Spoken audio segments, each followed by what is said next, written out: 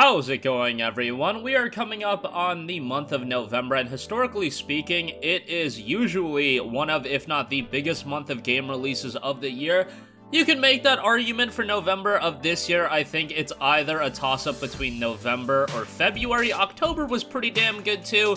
I think those are the 3 months that, when you look back at the end of 2022, those are the 3 months that are really going to stick out. But in this video, I want to highlight all of the new upcoming PlayStation 4 and PlayStation 5 games dropping in November. So let's get right into it. Why not just start with the heavy hitter that everybody's talking about, that everybody's going to pick up, and that is God of War Ragnarok. Saying everybody's gonna pick it up, a little bit of hyperbole, maybe, but if you have a PlayStation 5, I think so to speak, the attachment rate as far as PS5 consoles out there and those that own God of War Ragnarok, it's gonna be pretty darn high. This is probably a game that, yes, while it is coming to the PlayStation 4, a lot of people bought a PlayStation 5 just with the idea of God of War Ragnarok eventually coming. This is, of course, the continuation of the story of Kratos and Atreus from God of War 2018, and so far, everything we've seen thus far has looked spectacular. Kind of surprising that this is where we're gonna end the Norse arc. It is gonna be interesting to see how much content they can fill in with this game. We've heard rumblings of it being, 50 hours to complete the entirety of the game and 100% it and get it all the content. It seems like from a single player narrative standpoint, it'll still be that 20-25 hour experience, but then when you add in all that side content, the side content is pretty reasonable. It is going to expand beyond the offerings of God of War 2018, which does make all the sense in the world. God of War Ragnarok will finally be coming, and it will be releasing on PlayStation 4 as well, and given what Guerrilla Games did with Horizon Forbidden West on the PS4, I imagine God of War Ragnarok is going to end up running pretty well on there as well. We'll see how it turns out. It's dropping on November 9th. Next up, we have an upgraded version of a Square Enix JRPG classic, and that is Tactics Ogre Reborn. Tactics Ogre, crown jewel of the tactical role-playing genre, is reborn. Based on the 2010 release that is Tactics Ogre Let Us Cling Together, the game features improved graphics and sound as well as an updated game design, bringing to life a new Tactics Ogre that remains true to its roots. So there's going to be a lot of refinements to the game, including updates to the gameplay style, updates to the leveling system, and everything in between. There's going to be a lot of refinements to the game. Cutscenes are fully voiced in English and Japanese. All of the music has been recorded with live performances. The voices bring new life to the complex motivations of the characters that make up the factions and shifting political alliances of this epic story.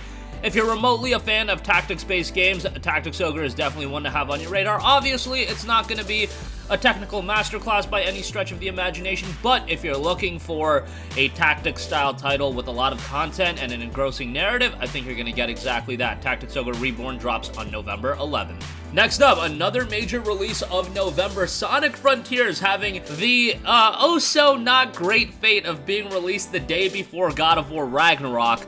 Maybe some will say God of War Ragnarok is gonna be the one that's gonna be stifled, but nonetheless, Sonic Frontiers is hitting a lot more platforms, and at the end of the day, I feel like Sonic as an IP does have some momentum right now. I know that as far as seeing the gameplay, a lot of people have not been completely riveted by the gameplay out of Sonic Frontiers. I think it looks pretty good. Looks like a big budget Sonic title. It looks like we're gonna have a lot of open levels to explore, and the gameplay does have quite a bit of depth to it if you actually look into it. So I'm hoping for the best out of this one and hoping it does turn out well. If nothing else, the soundtrack we've heard thus far, main theme, ending theme, they've hit those perfectly already, so hopefully they can get a solid soundtrack to cover the entirety of the game. But truth be told, gameplay is going to be at the heart of the experience, and there's going to be a lot of classic Sonic-based gameplay, but there's also going to be a lot of new mechanics introduced. We'll see how it ultimately turns out. Sonic Frontiers drops on November the 8th. Next up, Endling Extinction is Forever is getting a PlayStation 5 upgrade. Already available on the PlayStation 4, this PlayStation 5 upgrade will bring forth DualSense features. It will also be running at 4K 60 frames per second. This is a super artistic game and a pretty interesting premise. As the last mother fox on Earth, your cubs need all your care to survive in a merciless world that slowly destroys itself. You have to help them, teach them, and save them, and you should never forget that Extinction is in fact forever. The game was received fairly strongly with a 75 on Metacritic. It is a little bit on the shorter side, so bear that in mind, but Endling Extinction is Forever. The upgrade will be dropping on November 3rd. Next up, a Metroidvania that's been piquing my interest for quite a while. Ghost Song is another game that if you're a fan of the genre, you should have on your radar. This is definitely a darker Metroidvania-style game. On the desolate moon of Lorien, a long-dormant dead suit awakens from slumber, journey beneath the surface on an atmospheric 2D adventure of self-discovery, ancient mysteries, and cosmic terror. Explore winding caverns and acquire new abilities to unearth this alien world's long-buried secrets. Ghost Song will be releasing on November 3rd. Next up, if you're a fan of puzzle games, another one to keep an eye on. The Entropy Center is a pretty unique title. Think in reverse, outsmart the impossible, a mind-bending first-person adventure where you solve ingenious and complex puzzles, but the most interesting element of it all has to be how you're going to solve these puzzles. You have a device that can rewind objects through time, so this includes putting back together pillars or something as simple as refilling a coffee cup. That's going to be a pretty interesting take on the gameplay. Has a very cool look to it and visually looks quite good as well. The Entropy Center will be dropping on November 3rd. Next up, major DLC here, Dying Light 2 Stay Human Bloody Ties. This is going to be $9.99 and the first major expansion to Dying Light 2. Now, Deluxe and Ultimate Edition owners of Dying Light 2 Stay Human automatically receive Bloody Ties DLC and the Aristocrat Pack pre-order bonus. Separate purchase is not required for that. Bloody Ties is the first official story DLC for Dying Light 2 Stay Human, a thrilling first-person action survival game set in a post-apocalyptic world. You've got a new story, new location, enter Carnage Hell, a place filled with wealth and splendor, new weapon in the shield glove, new gear and spectacles and shows. This is a game that, you know, I had my issues with and I definitely liked Dying Light 1 better, but Dying Light 2 had some strengths as well. The parkour gameplay is still fantastic, and if they ever wanted to make a Dying Light game that was just parkour gameplay, I would literally be completely on board with that. But Dying Light 2 Stay Human Bloody Ties will be dropping on November the 10th. Next up, we have Do Not Open. Do Not Open is a terrifying first-person escape room experience based on randomness in puzzle combinations and classic survival horror mechanics. Boosting replayability to discover the plot and lore, each game will contain different rooms, puzzles, and variations, being different to solve, so a bit of replayability there as well. This has been announced for a little bit, but it'll finally be dropping on PlayStation 5 on November 15th. Next up, coming from Super Mega Team and Team 17, The Night Witch is a Metroidvania adventure game with fast-paced shoot-'em-up combat set in a beautifully hand-drawn world, cast devastating card-based spells, forge close bonds, and make moral choices, all in the quest to save your home and discover who's behind the War Golem invasion. Super cartoony, artistic Metroidvania here. Maybe not an art style that's going to be right up everyone's alley, but I think it's super colorful, so Night Witch will be dropping on November 29th. Next one, this one also coming from publisher Team 17, Ship of Fools, a seafaring cooperative roguelite. Set sail, man the cannons, and battle sea monsters through the tempestuous seas of the archipelago. Are you fool enough to stop the aquapocalypse? So obviously a game not to be taken too seriously in terms of narrative, but it is pretty quirky. Ship of Fools is a game about blasting away your seaborne foes with mighty cannons as you defend your ship, inspired by modern classic roguelites and built for co-op. You'll want to bring your first mate on deck and enjoy some combat as you unlock new trinkets and artifacts to help you save the world from catastrophe.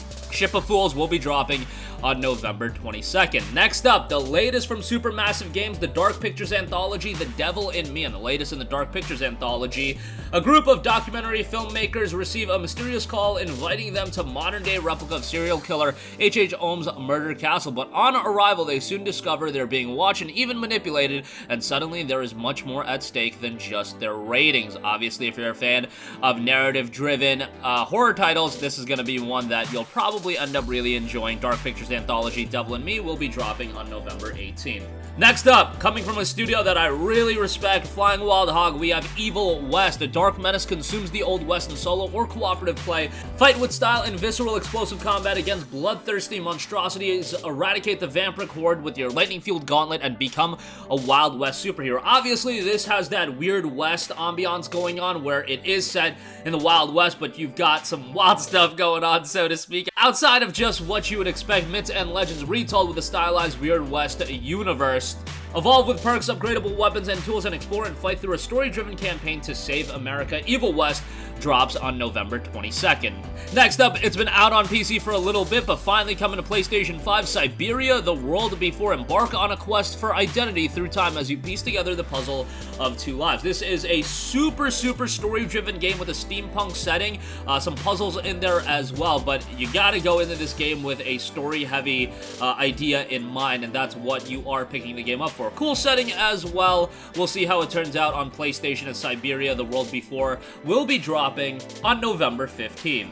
Next up, this is a pretty interesting one. Gungrave G.O.R.E will be coming to PlayStation 4 and 5. Gungrave G.O.R.E is a stylish third-person action shooter by South Korean studio Iggy in which you take on the role of Grave, a gunslinger of resurrection and badass anti-hero of your dreams in a gory ballet of bullets. Obviously, an over-the-top action game to be expected here. I know there are fans of Gungrave out there, but even if you're just looking for an over-the-top action shoot-'em-up, you're gonna find that here. Maybe that $49.99 price tag is a little bit steep, especially because, you know, a lot of people on other platforms are going to play through Game Pass. It does note over 12 hours of gameplay in the story mode, so they're kind of being upfront with how much content to expect, but I would imagine quite a bit of replayability and reason to go back and play through it again. Gungrave G.O.R.E will be dropping on November 22nd. Next up, a major free-to-play release and one that's been awaited for a while. Coming to PlayStation 5, Gundam Evolution. Gundam Evolution is a fast-paced and immersive team-based FPS where you pilot mobile suits from the smash hit Gundam anime. Now, a hero shooter in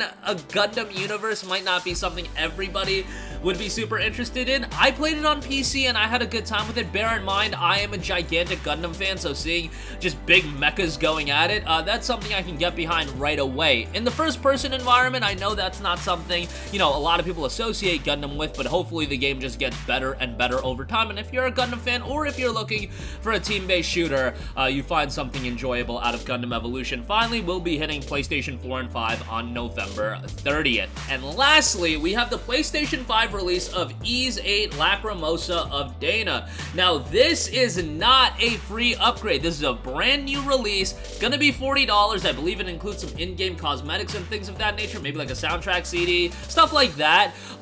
Ys VIII is a fantastic game, and if you want to get into the Ys franchise, it's a great starting point. You gotta know what you're getting yourself into with Ys. These are games that aren't designed to be technical breakthroughs or anything like that, but what they do have is excellent gameplay, fast-paced action gameplay, decent platforming, a phenomenal soundtrack. Every Ys game is a banger from a soundtrack standpoint, and then this one has a pretty good story as well with a lot of twists and turns. Relatively lengthy as well. Ys VIII Lacrimosa of Dana hits PlayStation 5 on November 15th.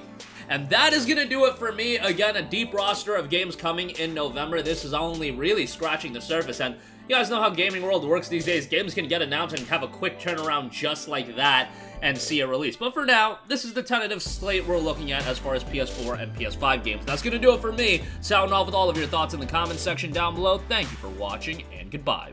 Hey guys, we hope you enjoyed the video, and if you did, make sure to hit the subscribe button, and if you're already subscribed, do us a favor and hit the bell icon. This way you'll be notified whenever we post a new video. That's the best way to keep up with all of our uploads, and we usually try to upload 2 videos a day. And with the bell icon hit, you'll be notified whenever we do upload a video. As always, thanks for watching.